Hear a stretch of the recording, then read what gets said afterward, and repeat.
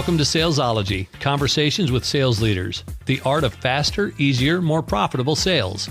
When you're ready to transform your sales for today's transforming market, we've got you covered with your host, the queen of cold calling and founder of Salesology, award-winning author, speaker, sales trainer, and coach, Wendy Weiss. Hi, welcome to Salesology, conversations with sales leaders, the art of faster, easier, more profitable sales. And I'm your host, Wendy Weiss. I am the founder of Salesology and the Salesology Prospecting Method. And I'm also known as the queen of cold calling. Today, our very special guest is Dan Fantasia. He is the president of Treeline Incorporated. And Dan's been in the field of sales recruiting since 1997. He founded Treeline in 2001, and his exclusive focus on helping companies build world-class elite sales teams has helped to change the lives of over 3,300 sales professionals. Dan has a deep knowledge of what it takes to build and grow a top producing business. So welcome, Dan. Thanks for having me, Wendy. Yeah, I'm so happy that you're here. This is such an important topic because, as we were chatting about before we started this podcast, if you don't have great salespeople, you are unlikely to sell much of anything. So before we jump into that, though, what's the backstory? How did you get into recruiting? Yeah. How did you become Dan Fantasia of Treeline? Well, let me see. So I graduated college, and when I graduated, a friend and I built some beds in the back of an old van that his parents gave us. We toured the country, and by touring the country, it was a nice experience because it really gives you a lot of belief in, growing up and, learning how to figure things out. When I came back, I had studied environmental design with a concentration in architecture. And so I was just desperate for a job, and I took a night shift opportunity where I worked overnight for CAD CAMs. And just because of my drive and my confidence, they slowly but surely promoted me into a designer and then to a salesperson, and then lastly into a CEO. So I was running the company at a very young age. And after a while, the goal was to scale the company nationally, but I didn't see it happening. So I went to a recruiting firm. When I got to the recruiting firm, I was interviewing and looking at software companies and looking to become a salesperson. And basically the team there said, before you consider one of these other opportunities, why not consider recruiting? And at the time, Wendy, I was like, well, I don't even know what recruiting is. Like, what is, I didn't even know. Matter of fact, most young kids, when they come to us out of school, they still don't know what recruiting is. But so I said, I like the people, I like the culture in the company. And while it was 100% commission, I thought it was the right fit. And while my family and friends thought I was nuts, it actually was a really good career move for me. So I jumped into this organization. I was really bad at it. I mean, really bad, mostly because I was lacking the confidence to understand how to guide people through their career path and give them leadership and advice that would really add value. So while I was failing, I was working really hard to understand it. And then in my first full year, while I started off as the worst producer, I finished number 3. And then the next year, I finished number 1, and I was promoted to managing partner, and I had a tremendous amount of success. Unfortunately, as that company grew, we lost our way, and the culture started to change and became really cutthroat, and it just wasn't my style. So I set out to start Treeline. I started it by myself. I had a 1-year non-compete, which I honored for 3-4 years.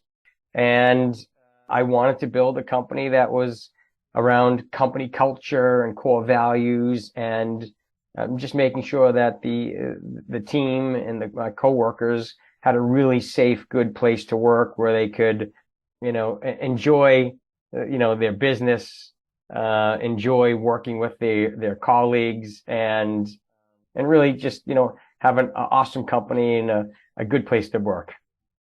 Awesome. That's why we got Treeline. An awesome company and a good place to work. Sounds good to me. Thanks. So let's talk about recruiting, about finding salespeople? Because I hear a lot when I'm speaking with clients, they tell me how hard it is to find good salespeople. And I certainly have some opinions about what they are or are not doing. But let's start at the beginning. What is the definition of a good salesperson? Like what are the characteristics? What are we looking for? If you're going to go trying to hire a salesperson, how do you tell? Yeah, it's such a good question. So for every company, it's different, right? There's no silver bullet for one particular type of salesperson that's going to fit every environment. So the things that most companies should be considering when looking to hire is both soft and hard skills. So when I say hard skills, it's about the sales characteristics of your selling environment and how that aligns with the selling characteristics of the candidates you're interviewing. So, for example, if you have a transactional environment and your average deal size is $5,000 to $20,000 and your sales cycle is 30 to 60 days, you have a more transactional selling environment, right? And a lot of the quote is 750 or 500, whatever it is.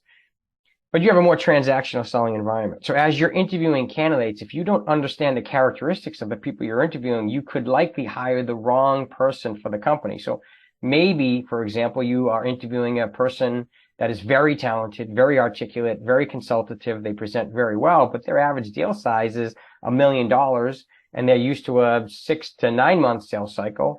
And while they're very consultative, the hard skills, those selling characteristics, don't align with the transactional sales environment. So when you hire them, this consultative type of salesperson fails within 6 to 9 months because they just can't keep up with the activity metrics required for a transactional environment, and vice versa. So there's all of these different questions in consulting we do with our companies to understand first, what are the requirements that are most important for a person to be successful? The second thing we would try to understand is the soft skills.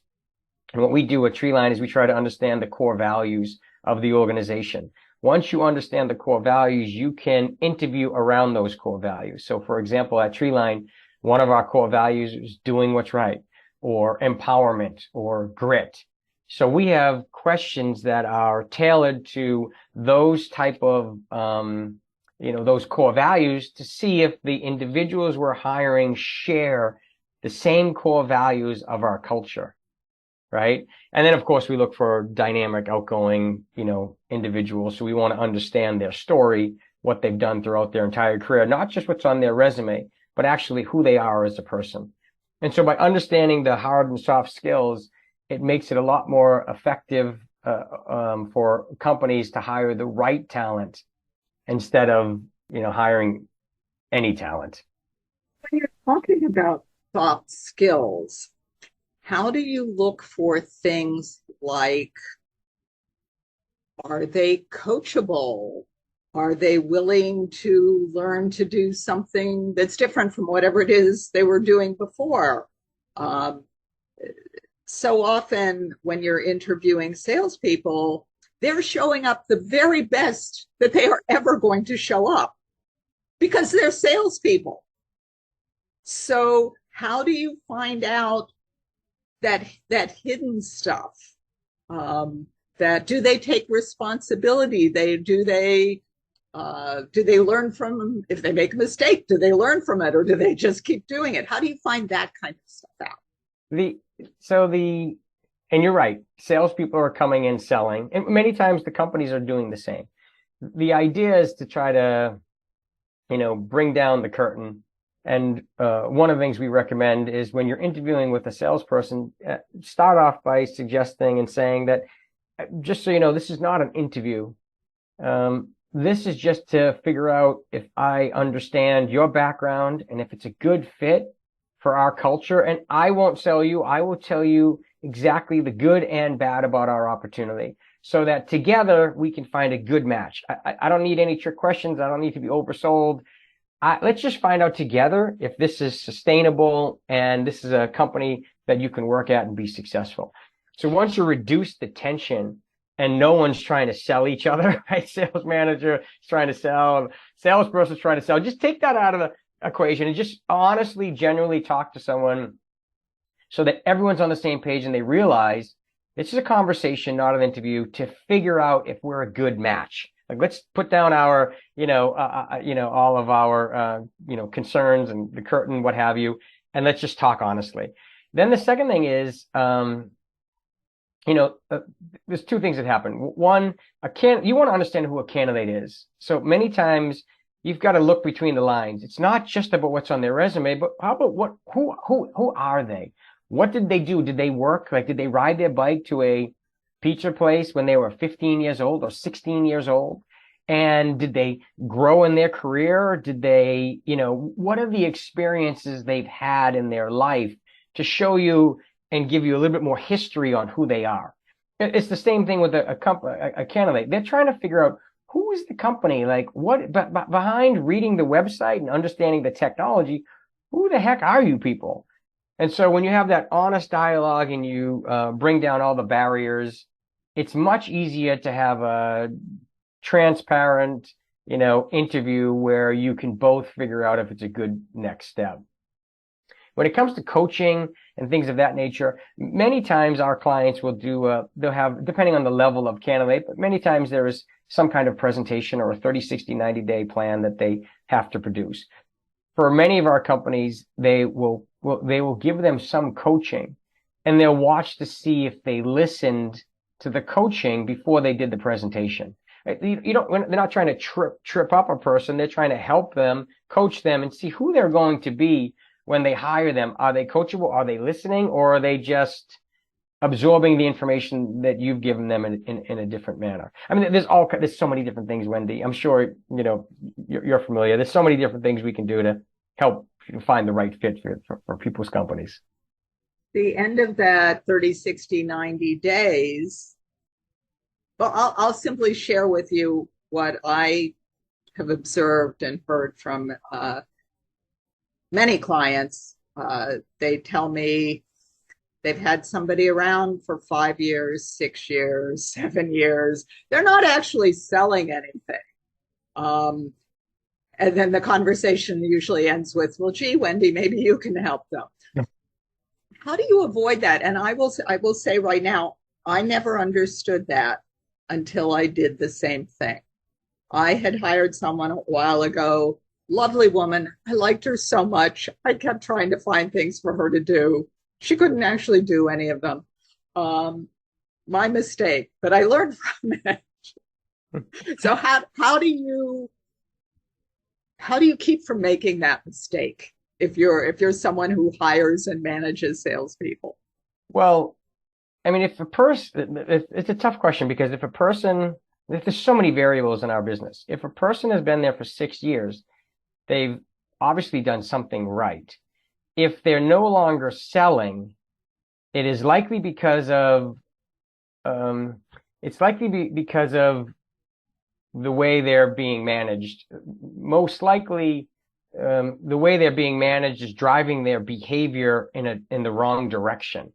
So, for example, if there's a comp structure that's built around net new business and renewal business, and it's 50-50, well, over time, your reps are going to spend more time on the renewal business, right? The low-hanging fruit. They will always figure out your decisions will drive their behavior.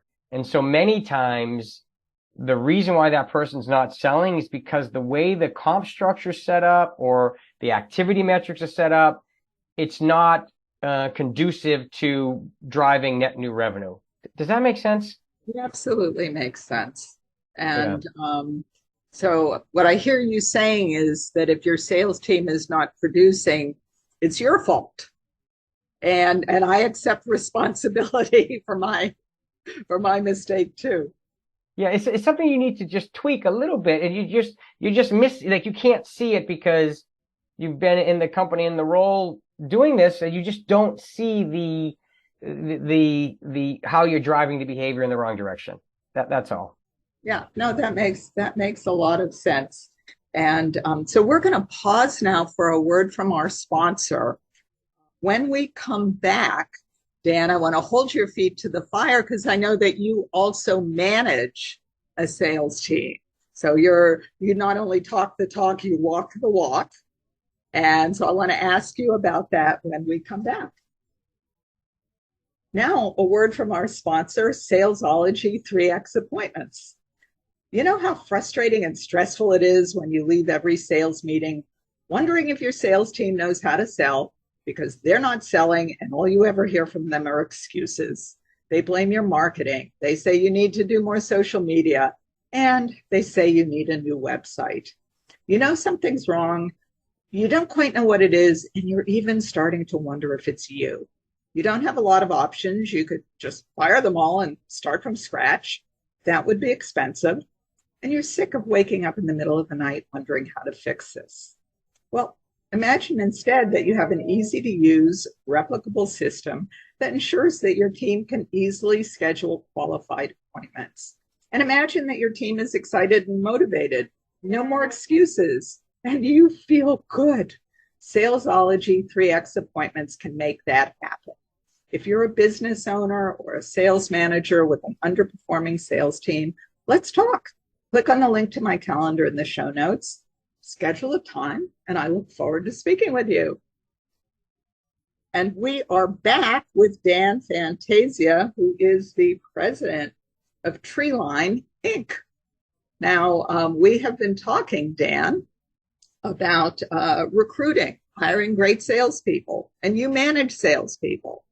So tell us a little bit about your team. Yeah, so we have a team of 20 folks. And we still make mistakes when we hire, like everyone does, and mostly because people are unpredictable. And while we try to bring down everyone's guard to make sure it's a good fit, you still sometimes can be sold, or just sometimes it's just not the right fit. As much as you tell someone about how great the environment is, how tough it's going to be, they still don't completely understand it until they're in the role. But when we hire, I think the breakthrough moment for us, Wendy, was when we really learned how to hire around, and we mentioned this and talked about this earlier, but hire around our core values. That was really important for us because not only does it help you hire the right individuals, but then it helps you with talent assessments throughout the year. And the way that we are looking at our talent is it's about productivity, right? Because when you're in sales, you're looking at productivity, revenue, and things of that nature. In some cases, you have, employees that are high and low, and they're very volatile the way their business works. And some of them are decent producers, but they're not great. They're not a great culture fit. And so when we not only hire, we also hire and manage the same way. So when we're looking at our talent assessments, we review their core values. So the most challenging type of person is someone that has really low core values, right? But they have good productivity. So when we coach them, it's either we coach them up or we coach them out. The ultimate goal is to coach them up and to help them with the core values. For example, one of our core values, we have 4 of them. I think we discussed a few of them, but one's grit, one's compete to win, one's empowerment, and one's doing what's right. Well, let's say something's happened and they didn't do the right thing when they were working on something. Or maybe when we say compete to win, that doesn't mean you have to compete to win with every one of your colleagues or everyone in the world. That just means with yourself. So that means that you have to have urgency and you have to be moving quickly. Well, if they're not displaying these core values while they're working in the job, many times we start to uncover that they're not a great fit and they're not promoting the culture of the organization. And if they're not promoting and they're not positive, but they are a decent producer and they can't coach up to really, live those core values, then ultimately we need to decide to part ways. And the reason why that was such a big piece to us, Wendy, is because when we were much younger as an organization, we always thought, well, they seem to be doing okay. Their revenue's fine. Leave them alone. But in actuality, over time, that person becomes negative. And if they don't continue to live the core values, they're not driving revenue. You're struggling to figure out if you should keep them or not. and they're creating negativity on the team, whether you know about it or not. And so those combined things really helped us to continue to identify the right people for our team and manage them appropriately so that everyone is still living the core values, so that we have an incredibly positive, upbeat, dynamic organization. We're consistently one of the best places to work, Inc. magazine and by the BBJ. The team just is happy, and we all feel very lucky to be part of a great organization. So I'm curious. I have a two-part question for you. Okay. The first part is, when you're hiring, do you like to hire newbies, like no sales experience, or you want to hire experienced people, and why? And then the second part of the question is, do you advise your clients one way or another, and why? Yeah, we used to hire newbies, but when COVID hit, everything changed. We transitioned from a really big environment, dynamic, to a virtual environment. When we went virtual, we do require experience now. We have access to more talent, access to more individuals, and so we can ramp them up more quickly. That said, depending on what our client does and the reality around recruiting for them, it can go one of two ways. If it's a very complex type of sale or a tech sale that is challenging, then yes, I would say domain expertise is important. If the technology is not that challenging, then I would say, and I'm not saying newbies, I would say, industries that overlap or are close to, or, maybe not at all. But the idea is, it's for those types of opportunities, first and foremost, you need to find the right sales talent first, the personality, the skill set, the ability, the soft skills, and then domain expertise second. But it's dependent, it's so dependent upon the industry and what they're selling. So if you were advising all the managers, business owners in our audience that are listening, that are thinking, I've got to hire a salesperson, what are the top three things you would tell them to do? I wouldn't tell them anything. I would ask them I'd ask them a few questions. The first thing I'd ask is, can we recruit from your direct competitors? Are there non-competes? How many years of experience are you looking for?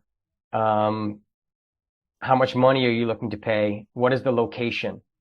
And so just those few, I have a lot more questions for them, Wendy, but by answering those questions, I would say to them, okay, so let's say we go after, you're looking in Illinois, and they need to have domain expertise, and they need to have 7 years of experience. And, you're saying there's no non-competes, but looking at your comp, it's light. I would say we can go after that market, and we'll drive individuals and we'll get the data for you so that you can understand what the market looks like. And then we'd go out to the market, and if we find out that everyone we talk to has non-competes, then you're going to have to pivot. You're going to have to shift. And if you can't shift, then you're probably not the right client for us, because nobody's going to be able to accomplish what you want, right? The next step is we'd have to look at people that used to work at your past competitors and look at individuals that no longer have that non-compete. But now you're shrinking the pool, that you're really looking at a finite audience. And I can't tell you that if that's your only number one, that's the most important thing for you. I can't tell you I'm going to bring you the best salesperson, but I can bring you someone that meets your requirements. If there's no non-competes, but we reach out to everyone and the money's not enough, then we would say to you, the comp is off. We talked about this in the conversation. We're going to have to do one of two things. Either you're going to have to increase your compensation plan, or you're going to have to reduce your requirements, right? So if you want to reduce your requirements, maybe we're looking at 3 to 5 years instead of 7 years, or maybe we're no longer looking at direct competitors because they're all so expensive. I guess the point is, we would have to learn more about the company. We would have to go to market. We would have to invest in the search, bring you data, and then the management teams would have to, digest the data and decide what they want to do. In some cases, you're paying the right money. There's no non-competes. Great. We can build you a pipeline and we can get you a hire quickly. But likely most companies, while they think they know what they want, they really don't know until we start producing candidates for them. And once we start producing, then they start learning. And with our technology and the way we deliver our candidates and the quality we can bring, most companies are surprised to see what the talent pool is, and they can't believe how much better it is, coming from Treeline than on their own. And then they start to really learn because now they have a pipeline. They have elite candidates that they're talking to, and they're figuring out where they need to be in the market. And for some managers, they can't push back on the executive team because the executive team is saying, I don't want to hear it, get it done. I would be happy to push back on the executive team for them and let them know if we can't make changes, then you should find another search firm because you're setting up your manager for failure here. We did not even have a chance. Maybe you'll put your hand over your heart and promise me that you'll come back so we can talk about this. The cost of a bad hire. Oh, yeah. So, yeah. Yeah. So Dan, if people want to get in touch with you, how can people get in touch with you? Oh, I think they can contact me directly. I mean, it's if you want to go on LinkedIn, it's Dan Fantasia. Just contact me directly, message me directly, connect with me. I mean, I'm happy to talk at any time. You can always go to our website and hit the contact us page, talk to one of our salespersons, and just ask for me. I'm happy to talk to anybody that is trying to figure out their sales model, some of the challenges that they're facing right now. And so anyone that wants to get in touch with Dan, as soon as you finish listening to this podcast, Dan's LinkedIn link, Twitter, website, it's all in the show notes. Go to the show notes, click on the link, get in touch with Dan. And you have been listening to Salesology Conversations with Sales Leaders with our special guest, Dan Fantasia, president of Treeline. And if you have found value in listening to the podcast today, then please think about one business leader, one sales professional, one business owner or sales manager that you know that you think might also find value in listening to the podcast. And please do share the link with them. And until we meet again, visualize yourself surrounded by cash, really large bills. You've been listening to Salesology, Conversations with Sales Leaders, the art of faster, easier, more profitable sales. Be sure to follow so that you don't miss a single episode. And while you're at it, please leave a rating and review and be sure to share it with your friends. Tune in every week for more exciting insights and wisdom on transforming sales. And until next time, visualize yourself surrounded by cash, very large bills.